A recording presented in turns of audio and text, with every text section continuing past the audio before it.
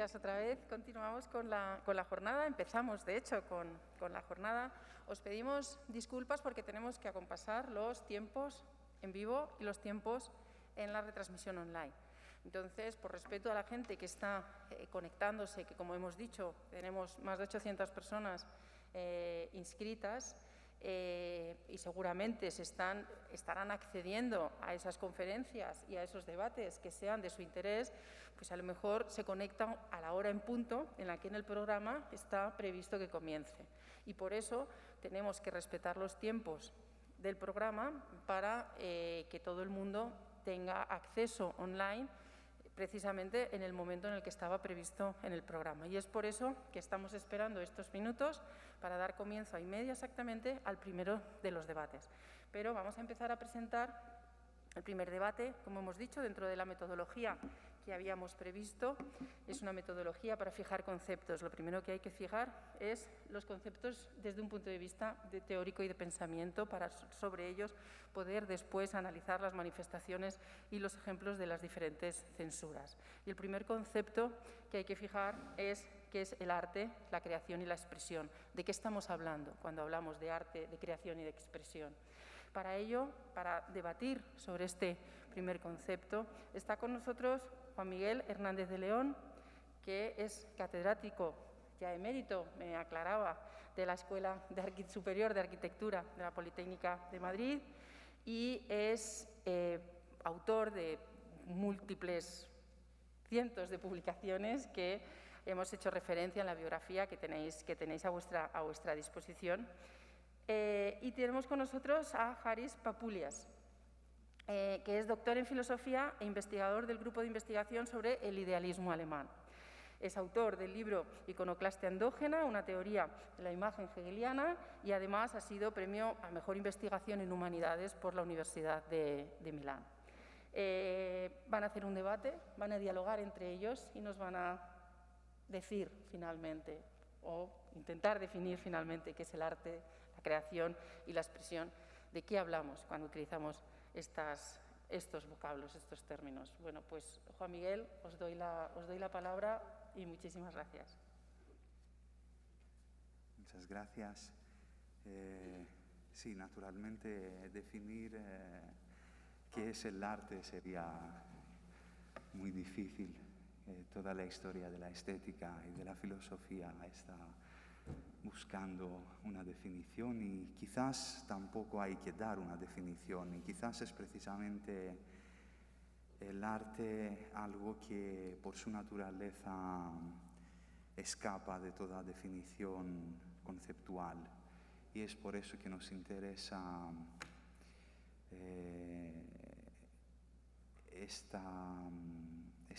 esta tentativa de controlarlo, de censurarlo.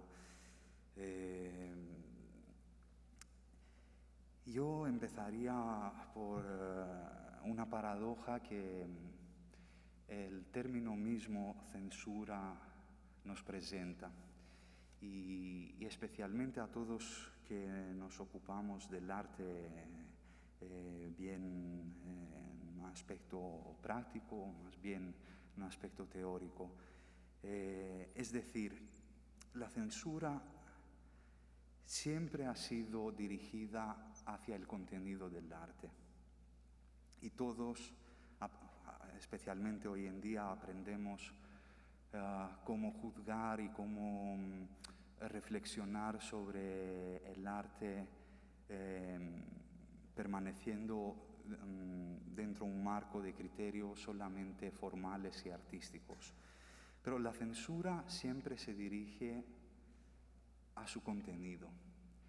Entonces, que nos guste o no, emerge la cuestión de qué es el contenido del arte. Entonces me gustaría dirigir esta pregunta a Juan Miguel y así empezar un poco nuestro debate.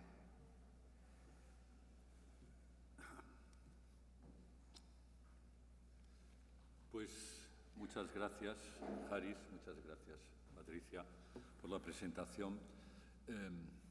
Básicamente el problema de la mascarilla es que las gafas se empañan y entonces uno no puede leer las notas que trae consigo. Y como hay distancia social, me van ustedes a permitir, me vais a permitir el hecho de que para hablar me desprenda, desvele, puesto que vamos a hablar del arte y de Heidegger, es un desvelamiento, la letella griega, de la verdad.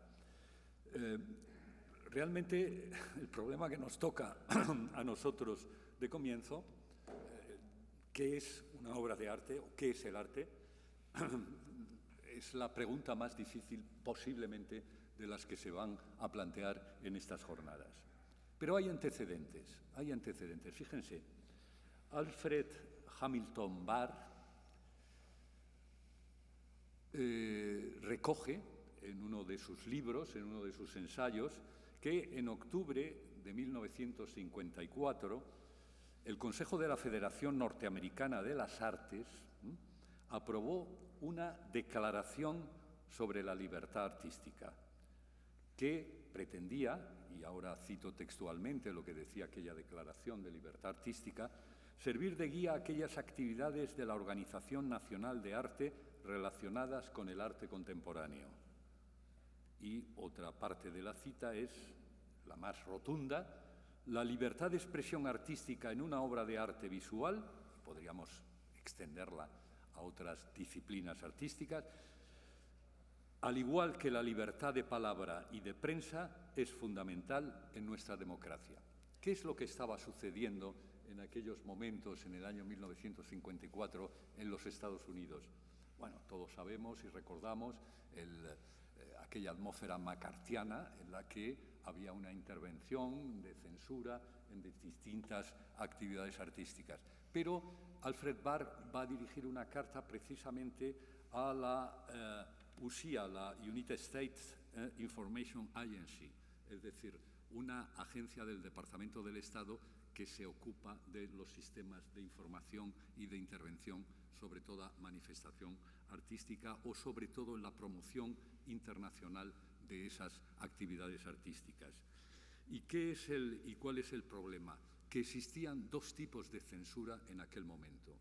Una era ideológica, en la que, y contra esa se planta Alfred Barr, en la que el Departamento de Estado eliminaba de las giras y de las promociones externas del arte norteamericano aquellos artistas que se entendían o se suponían que tenían una ideología comunista.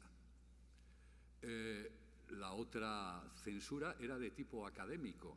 Había una serie de instituciones canónicas o clásicas del arte norteamericano en la que se negaban o rechazaban el hecho de que sobre todo el arte abstracto norteamericano, hay que tener en cuenta que en los años 50, si hay una potencia de creación artística, es el expresionismo lírico y la abstracción norteamericana, representaran un problema de identidad cultural de los Estados Unidos, entendiendo que era un arte, no llegaba a los términos nazis de arte degenerado, pero sí de un arte que no era serio, que no tenía la calidad o la cualidad necesaria para las cuestiones identitarias.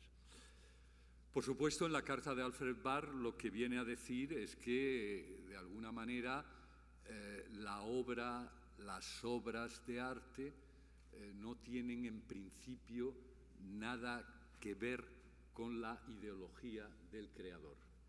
Y si lo tiene, es en otro ámbito, en otro plano. Y, por tanto, no encuentra admisible, desde el punto de vista de la libertad de expresión, de la libertad, pero sobre todo de la libertad de creación artística, el que se censuren a esos artistas. Bueno, pues nos encontramos con una primera intuición, El arte, la obra de arte, tiene una dimensión o una cierta autonomía, más allá, por supuesto, de esa relación tan elemental entre ideología del creador y la propia obra. Es decir, que hay una exterioridad, hay una salida fuera de lo que se entendería convencionalmente como la expresión de la subjetividad del artista y que, por tanto, una obra de arte como primer indicio, como primera pista, diríamos que actúa en un cierto plano de la cosa o el objeto en sí, suponiendo que esa obra de arte se refiera a un objeto o a una cosa. Mire, Richard Wollheim, un autor crítico, filósofo del arte muy actual, que además desde un cierto sentido pragmático y empírico intentó definir en un ensayo suyo el arte y los objetos, empieza por preguntarse qué es el arte, en el guión con la que estructura su texto. Y dice, el arte es la suma o totalidad de las obras de arte. ¿Por qué? ¿Qué es una obra de arte? Y él se contesta a sí mismo, una obra de arte es un poema, una obra de arte es una pintura, una obra de arte es una escultura, una obra de arte es una película cinematográfica, y así puede ir distinguiendo y dispersando el sentido de cada una de las disciplinas artísticas.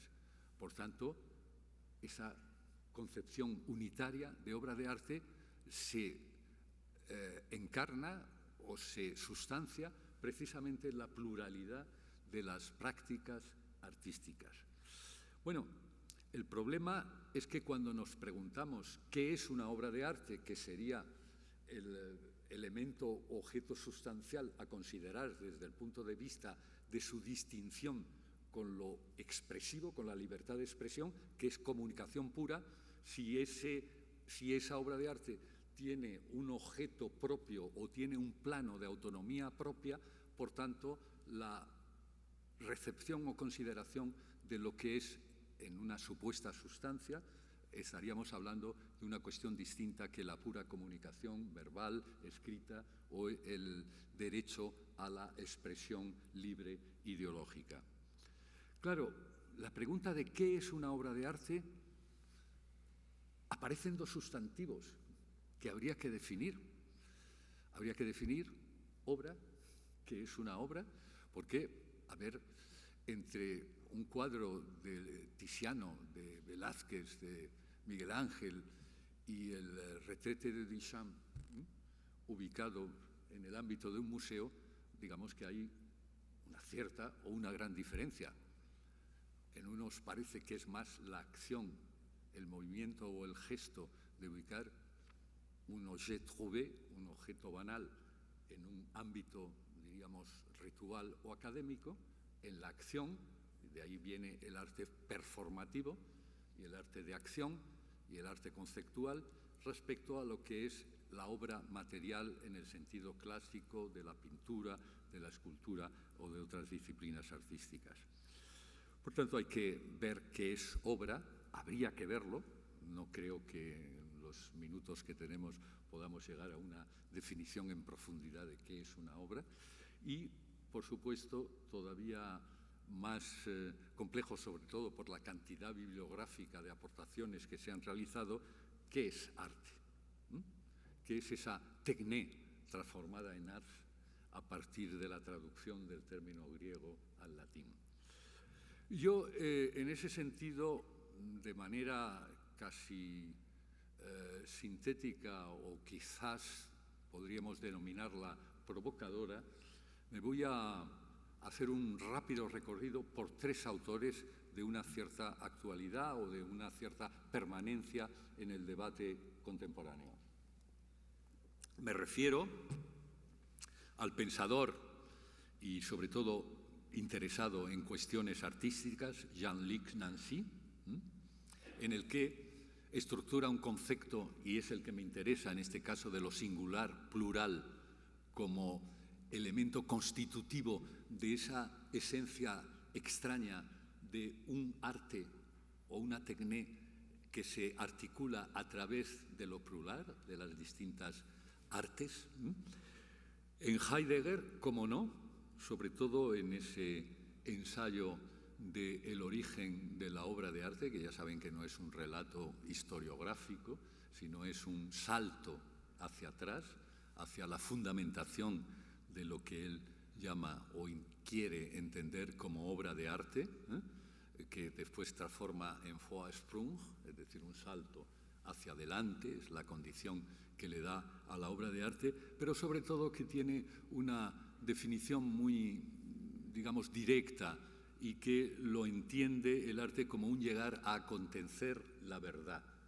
Bueno, por supuesto, tendremos que discutir qué es esa verdad, qué condición tiene, etcétera. Porque además no tenemos que engañarnos, es una trivialización un poco del ensayo, del texto de Heidegger, el hecho de que se le venga a considerar como una especie de ensayo o tratado estético sobre la obra de arte, cuando en realidad es un ensayo puramente ontológico, sobre la cuestión del ser y sobre todo entre la diferencia entre el ser y el ente, esa diferencia ontológica que es el inicio, la cuestión que se plantea siempre Hegel. Y, por supuesto, ¿por qué no y cómo no, Adorno, Theodor W. Adorno, en el que introduce el concepto de aparición? ¿Por qué escojo a estos tres autores? Porque hay una especie de trasfondo o sustrato que nos puede dar, cuando menos, la intuición de esa diferenciación del objeto arte respecto a otras manifestaciones de expresión o de comunicación. Miren, Jean-Luc Nancy dice, entre otras cosas, que también podríamos decir: el arte nunca aparece sino en una tensión entre dos conceptos de arte, uno técnico y otro sublime. Y esa misma tensión carece en general de concepto. Primera cuestión, que va a provocar a un hegeliano como mi amigo Haris Papulias. Decimos arte en singular y sin otra precisión desde un momento reciente que es el del romanticismo. Y añade, entre paréntesis, debe agregarse que en francés comenzamos a decir arte, art, bajo la influencia del alemán Kunst, ya especificado en ese sentido, en esa condición. Fíjense que la contradicción que se produce, y yo tendría que corregir un poco aquí a mi admirado Jean-Luc Nancy, porque no es un tema explícito, es explícito en el romanticismo, pero es anterior. El debate sobre el arte común a todas las artes está ya en la Ilustración, está en muchos tratados de teoría del arte en el siglo XVIII. Y por tanto, esa especie de contradicción entre un Kunst, un arte con mayúscula, y unas artes que son las que dan origen a las determinadas prácticas, están ya en esa especie de contradicción, porque lo singular, lo inmanente, no deja de ser o tener una instancia que podemos entender como real, pero cuando le damos la patada hacia arriba a esa multiplicidad y la convertimos en un singular con mayúscula, estamos introduciendo un universal. Y la cuestión, cuando entramos en los universales, es problemática. Fíjense lo que dice también Jean-Luc Nancy. Dice, pero en un sentido, no solo en la acepción de un sentido más, sino de un sentido que supera los sentidos. Es como está encaminando la cuestión o definición del arte. Y nos señala, suprasensible. Dice, es forzosamente un sentido de la ausencia, de la asunción de los sentidos, es decir, de su disolución o su sublimación. Iconoclastia endógena. Lo digo porque es el gran libro de mi compañero Haris. Y introduce una cuestión, compleja y difusa, pero que ha caracterizado un poco el enfoque de Jean-Luc Nancy, y es le toucher, el tacto. Dice, lo que produce el tacto es esa interrupción que constituye el tocar del tocarse, el tocar como tocarse. El tacto es el intervalo y la heterogeneidad del tocar, es la distancia próxima. Hace sentir lo que hace sentir, lo que es sentir, la proximidad de lo distante, la aproximación de lo íntimo. Fíjense que en esta cuestión del tocar, tocarse, le toucher, que incluso en francés se dice je suis touché, yo estoy, y que en castellano también lo tenemos, he sido tocado, he sido conmovido, he sido conmocionado, y esto es muy peculiar o muy natural o muy adecuado para explicar la relación con lo que llamamos obra de arte. He sido tocado, he sido emocionado. Nancy la hace trascender a un ser que precisamente está por encima del tocarse físico. Es una cuestión de distancia próxima, nos dice, y aquí estaría la clave. Pero no puedo tampoco profundizar en eso. Simplemente que al final Nancy pues va a acudir a citar a Heidegger y dice, digámoslo en pocas palabras, y con esto termino sobre Nancy, Heidegger comprende la physis como producir de por sí. No comprende la physis como producir de o por sí, que es la concepción tradicional de la physis o la interpretación, sino de manera muy diferente, como venida a la presencia, advenimiento del ser, y la técnica es el modo desplegado en la venida. Por tanto, diríamos que tecné, physis, arte, nos forman una conformación que nos va dando una pista sobre la condición supuestamente autónoma del arte o de la obra de arte.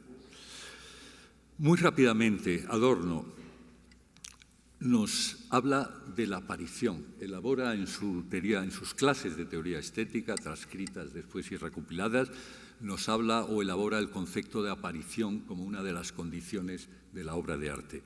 Dice, aquello mediante lo cual las obras de arte, al volverse aparición, son más de lo que son en su espíritu. La definición de las obras de arte como fenómenos, como algo que aparece, no como una aparición ciega. Solo en tanto que cosas son capaces de llegar a ser obras de arte, no mediante su localización en el espacio y en el tiempo, es decir, su condición de objeto material, sino mediante el proceso de cosificación inmanente a ellas, que hace de ellas algo igual a sí mismo, idéntico a sí mismo. Se nos está poniendo complicado la cuestión o la condición del contenido respecto a la autonomía del arte. Y dice incluso Adorno, porque también era bastante hegeliano, dice, ya que Hegel entiende el espíritu como lo que es en sí y para sí, lo conoce el arte como su sustancia, no como algo sutil y abstracto que flota sobre él. Esto está contenido en la definición de lo bello como la aparición sensorial de la idea. Aparición sensorial de la idea, una cuestión clave para entender esa especie de relación casi siempre mal entendida entre forma y contenido en la obra de arte como una disociación extrema. No hay contenido que no esté explícitamente conformado por la materia, por la obra. Y esta sería una posible pista o indicio de lo que estamos tratando. Y intento terminar esta intervención con Heidegger. Claro, Heidegger en el origen de la obra de arte, ese Ursprung, es decir, un salto hacia lo originario, que sería la acepción con la que se lo plantea Heidegger, nos habla de que la obra de arte es una forma de acceder a la verdad. ¿Qué quiere decir con esto? Pues miren, él empieza, y solo saco 2 o 3 citas de ese ensayo, la obra de arte nos da a conocer de forma manifiesta otro asunto, nos dice, que nos revela algo distinto. Es alegoría, es alegoría. ¿En qué sentido se refiere Heidegger a esta acepción de alegoría? Dice, además de ser una cosa acabada, la obra de arte lleva algo más consigo. Llevar algo más consigo es lo que en griego se dice symbolaein. La obra es símbolo. La alegoría y el símbolo nos proporcionan el marco dentro del que se mueve desde hace tiempo la caracterización de la obra de arte. ¿Qué es la alegoría sino la contraposición de conceptos, ideas o imágenes que producen un salto hacia adelante y que nos introduce en nuevas o distintas significaciones. ¿Y qué es el símbolo sino esa especie de unión casi carnal entre la figura material y la idea, lo que representa? Por tanto, vemos que dentro de la complejidad a lo mejor podemos ir aclarando determinadas cosas, o por lo menos intuir esos determinados problemas. Claro, dice, no se podrá determinar nada sobre el carácter de cosa de la obra mientras no se haya mostrado claramente su puro estar en sí misma. Bien, nos tenemos otra pista. No hay que entender nunca, y evidentemente las censuras y las prohibiciones. Es verdad, y esto tengo que hacer aquí una acotación, que lo que llamamos arte ha tenido un carácter instrumental a lo largo de la historia. No hay obra de arte sin su condición de historicidad. Y esto también lo introduce el propio Heidegger y lo introduce Jean-Luc Nancy y lo introduce Adorno en sus textos y en sus reflexiones. Historicidad que no es la situación en una secuencia de acontecimientos temporales, sino es una condición de impregnación o contextualización en propio ámbito. El arte medieval es un arte de comunicación, es un arte de dominio, de expresión, de transmitir mensajes religiosos o jerárquicos. El arte en el Renacimiento también, a través de los comitentes, tiene esa condición también de transmisión de contenidos hacia una exterioridad que explican además que las determinadas recepciones o las canalizaciones o la forma de permitir el cómo se hacen determinadas obras tengan su explicación. El problema es cuando entramos en la concepción del arte autónomo. La culpa la tiene Kant, posiblemente. No voy a entrar en Kant, pero podríamos hablar de la distinción entre el gusto, el juicio lógico, el juicio reflexionante, el juicio determinante, que de alguna manera, o esa especie de arte puro o arte ideal que es el arte sin concepto o sin objetivo final, cosa que también tendríamos que poner en cuestión o discutir en el sentido que lo hace. Pero lo que sí está y es importante aquí es esa condición de obra en sí. Y, por supuesto, nos viene a decir, y juega las palabras, normalmente los pensadores, sobre todo aquellos incluso que somos solo lectores de pensamiento, cuando no sabemos explicar una cosa, jugamos con la terminología, ¿no? Y Heidegger lo realiza brillantemente en ese ensayo. Dice, la luminosa aparición así ordenada en la obra es lo bello. La belleza es uno de los modos de presentarse la verdad como de su ocultamiento. Y hace un juego. Scheinen, que es lucir, brillar. Erscheinen, aparecer. De Schöne, lo bello. Licht, luz. Lichten, despejar, clarear. Y Lichtung, que es el claro. ¿Qué es lo que está planteando en realidad Heidegger sobre este problema de la obra de arte? Le está dando una condición, diríamos, del punto de vista ontológico sobre lo que podría caracterizar originariamente esa condición tan ligada, por supuesto, en sus orígenes al tema de la religión. La obra de arte desvela la verdad. Si recordamos lo que escribe Heidegger en ese ensayo, dice en el templo griego, a través de la productividad de la creación, la piedra la deja ser piedra, en la arquitectura el metal lo deja ser metal, el vidrio que brilla lo deja que sea brillo, es decir, concilia en esa especie de lucho lo que él llama mundo con el que llama tierra.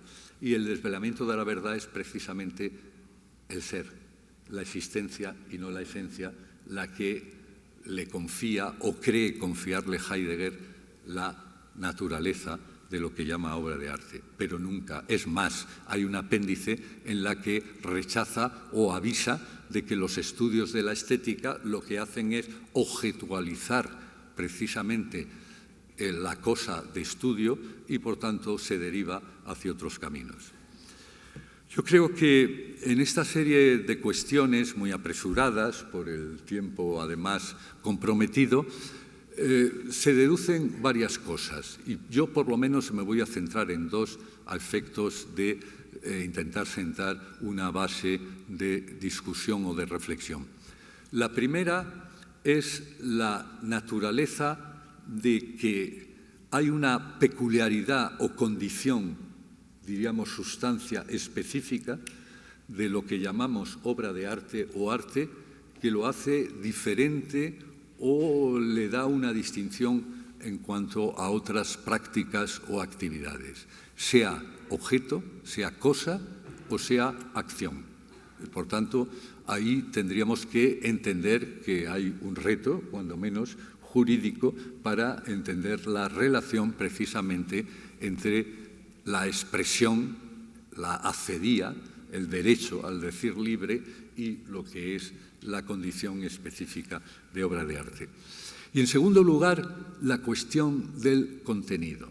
Es verdad que el arte abstracto nos conduce, diríamos, a una composición, una Gestellen, diría Heidegger, de estructura propia en la que los conceptos no parecen estar operativos, aunque no hay cuestión sensible, no hay cuestión, nos dirá Adorno, en la que no estén implícitas de manera fragmentaria determinados conceptos. Habría que preguntarte qué conceptos hay en el arte abstracto, pero los hay. Y la diferenciación, y es el último aspecto, entre lo que sería un contenido puramente anecdótico o temático, es decir, parte del material que utiliza el artista para configurar su relato o su creación, y lo que es un contenido, podríamos llamarlo así, podríamos llegar a ese acuerdo, más profundo, no entendiendo que esté debajo de la mesa, sino que está ligado directamente a la Gestellen, a la materialidad o composición sensible de la obra.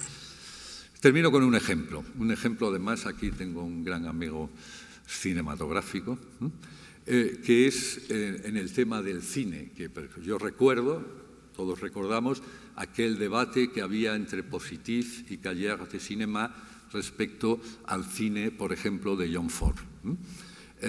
Las películas de John Ford tenía para Positif una condición ideológica de defensa del militarismo, de valores conservadores, etcétera, por tanto se entendía que era una obra rechazable. Mientras que Cahiers de Cinéma, que en aquellos momentos jugaba con los temas de la semiótica, el signo, el símbolo, etcétera, entendía que había una lectura distinta de las obras, de las películas de John Ford. Yo les voy a poner solo un ejemplo que he discutido a veces muchos con algunos amigos muy progresistas que todavía permanecen en la esfera de aquel pensamiento del Positif. Imagínense, no una de las mejores películas de Ford, pero una película conocida, La Legión Invencible, como se tradujo aquí, que nos presenta un viejo capitán que tiene que jubilarse en el fuerte, en el ejército, en la caballería donde está, y que va en esos tiempos muertos que John Ford dominaba como parte expresiva de la propia obra, se acerca al cementerio que hay en el fuerte, donde está enterrada su mujer, a llevarle flores, se siente cada vez más la depresión y melancolía de que se tiene que separar de ese ejército en la que él se siente sustancialmente identificado. Claro, ¿cuál es el contenido profundo de esta película? No es el aspecto temático de la relación de un capitán en trance de jubilación con unas fuerzas armadas, con una caballería, con sus valores míticos, digamos, nacionalistas, etcétera, sino podríamos entender que hay otro contenido más profundo en el que está ligado precisamente a la estructuración, composición y estructura lingüística de la obra, en que nos habla de la soledad, del abandono y de la necesidad del otro o de los otros como sustanciación de la propia identidad. Y eso creo que no tiene nada de reaccionario, sino es una verdad antropológica.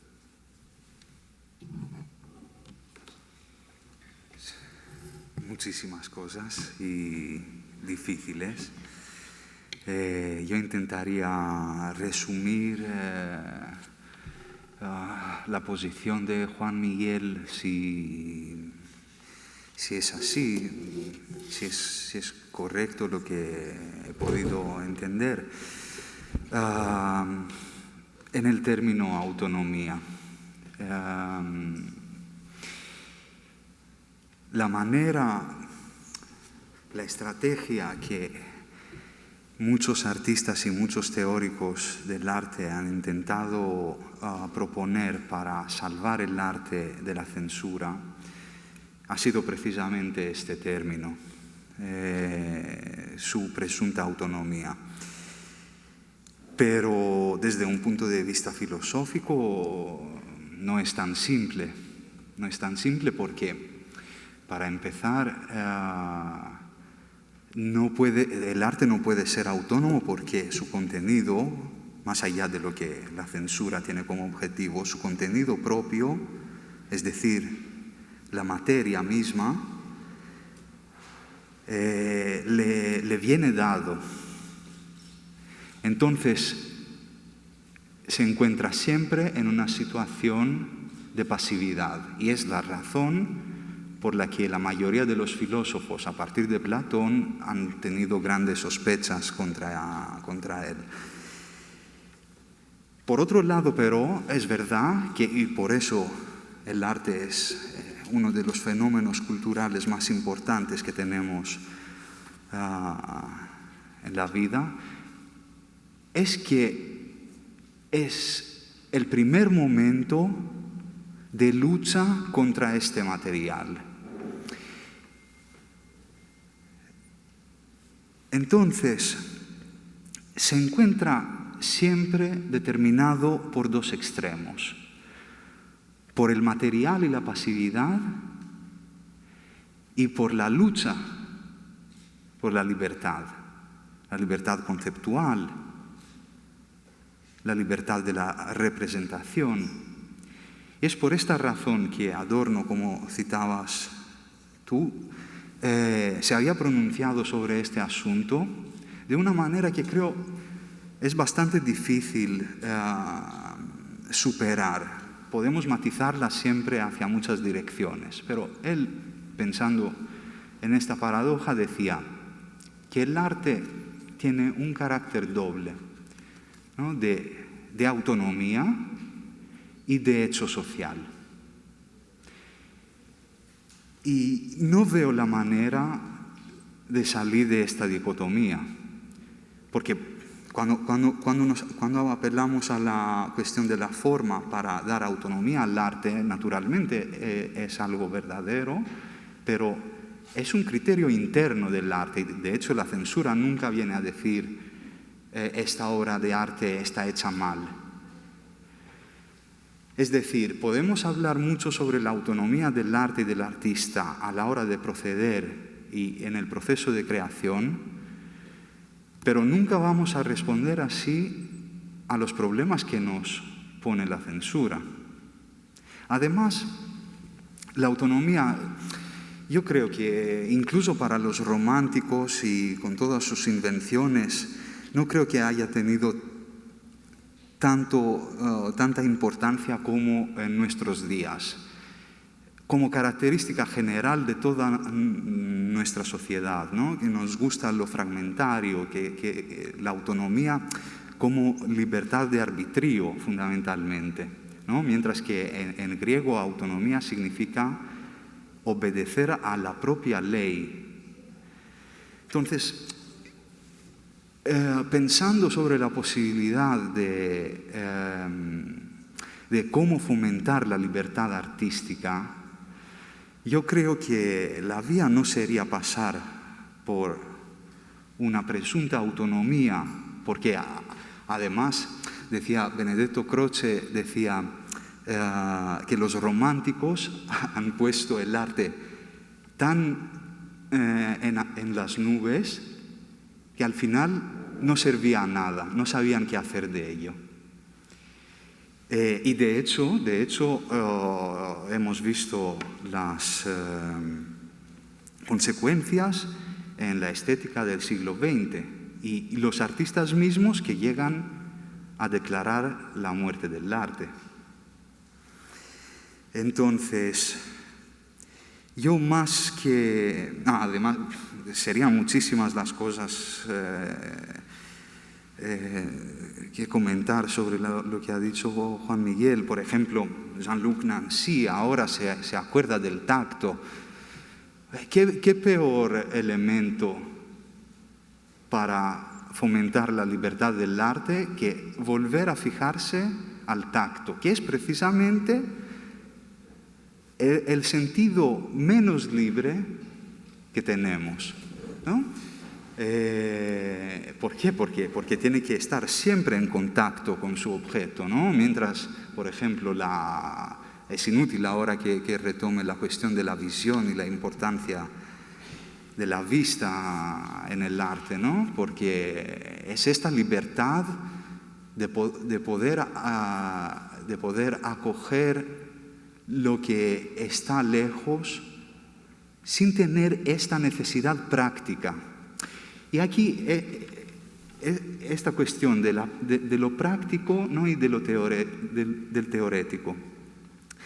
También esta pareja es algo que determina siempre el arte históricamente. Porque Techne, como has citado los griegos, por ejemplo, la sociedad que más ha confiado en el arte y de todas formas no tenía ningún concepto de autonomía del arte. Y eso para mí es algo muy indicativo.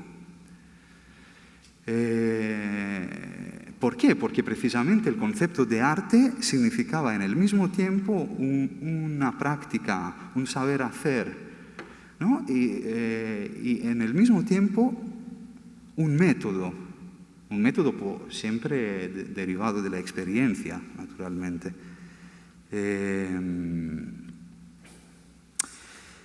Entonces, para mí la cuestión no es reconocer una presunta libertad como la que siempre han pedido los genios y toda la tradición romántico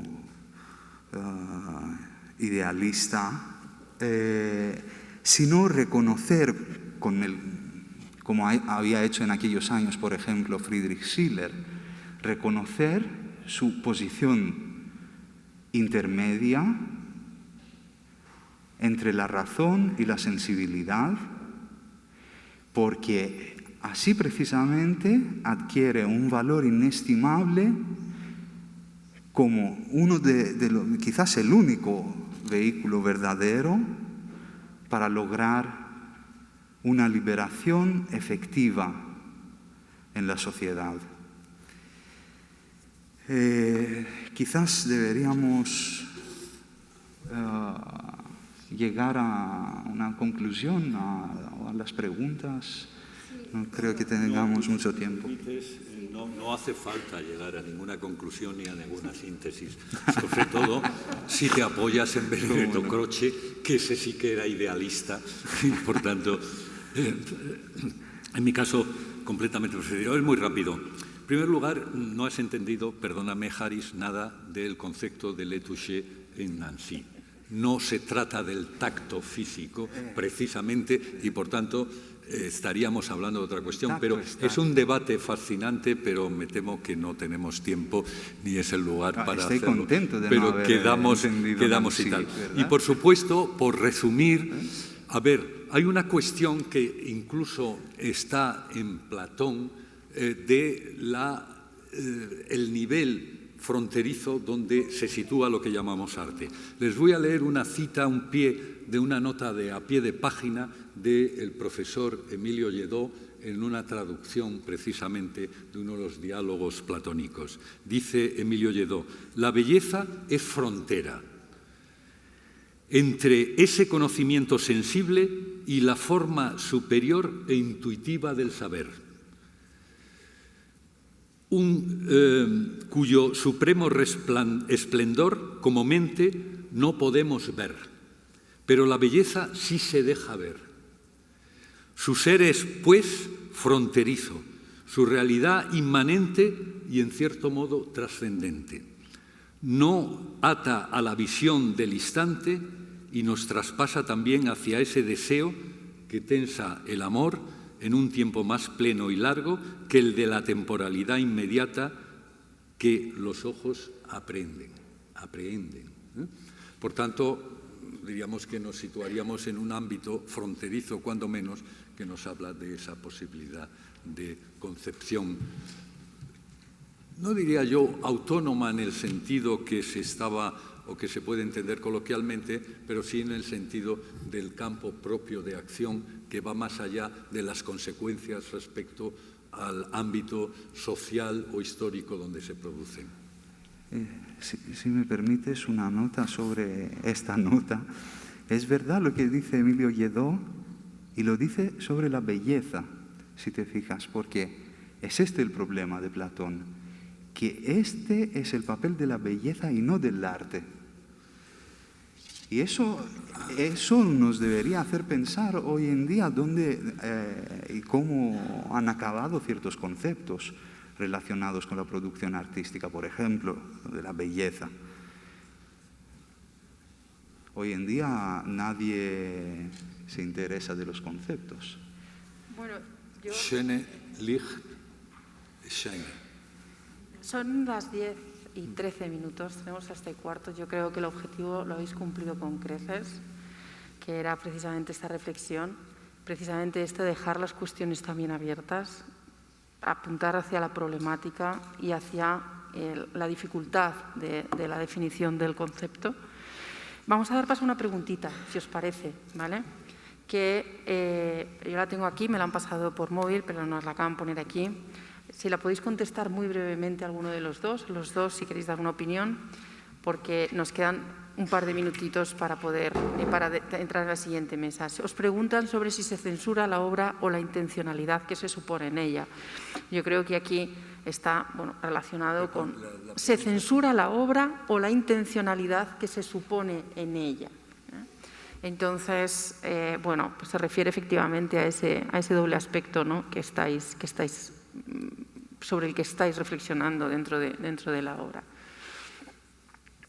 Desde mi punto de vista, por supuesto, la intencionalidad que se supone. El problema es que a veces se supone cosas que no son reales. Sí, eso lo debería contestar el censor. Y nosotros podemos decir que sea cual sea la intención del censor, el arte no tiene que... no nos tiene que importar y hay que luchar simplemente contra, sea lo que sea la obra o sea la intencionalidad. Porque este siempre ha sido el papel del arte, de luchar contra. Bueno, yo creo que las frases últimas que habéis dejado sobre la diferenciación entre la belleza y la intencionalidad, el papel, cuál tiene que ser el papel del arte y que en sí mismo lo define, creo que era el objetivo que teníais, que se os había encomendado. Creo que lo habéis hecho con un nivel y para ser las 9 de la mañana, este tipo de contenidos no está mal. Yo realmente, a lo mejor me ha parecido apasionante, me ha encantado el planteamiento, cómo lo habéis desplegado y os doy infinitas gracias. Os llamó la atención sobre cómo ha sido desarrollada el propio programa, que ha sido un proceso de colaboración entre cuatro instituciones que están participando y que ellos mismos han elaborado. El propio programa es el proceso reflexivo, es un camino. Son unas jornadas que lo que están marcando es un camino sobre la metodología de reflexión que tenemos que llegar para poder valorar la conducta. Y era muy acertado empezar por esta reflexión y por este aspecto conceptual, que es qué es el arte, qué es la creación, qué es la expresión, dejando las preguntas abiertas para poder seguir caminando sobre él. La siguiente mesa es sobre la libertad ya del arte, son los conceptos jurídicos. Estamos en el concepto sustantivo de qué es el arte y vamos a intentar definir ahora desde el punto jurídico qué es la libertad del arte. Os doy las gracias y dejamos esta pregunta abierta. Se ha quedado una pregunta de cómo se censura lo que no es material para cumplir con el horario. ¿De acuerdo? Jesús, si podéis subir, muchísimas gracias.